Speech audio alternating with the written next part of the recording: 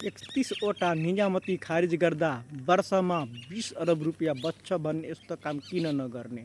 बालेन सरकारले यस्तो अभियान चलाएपछि नेपाली जनताले फाइदा हुन्छ, नेपाल अगाडि जान्छ। नेपालले एउटा एकदम धेरै राम्रो मेन पोइन्ट छ कि आम्दानी हुन्छ, त्यसमा किन नजाने?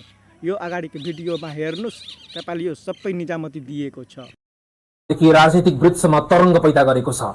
वर्षौंदेखि राज्यको स्कोप वर्षेनी 20 अर्ब भन्दा बढी पैसा खर्च गर्दै आएका बसी बसी खाने, लुट्ने र राजनीतिक वेश्यावृत्ति गर्न बनाइएका 31 सरकारी निकाय अब खारेजी, मर्जर वा पुनर्संरचनामा जाने भएका छन्।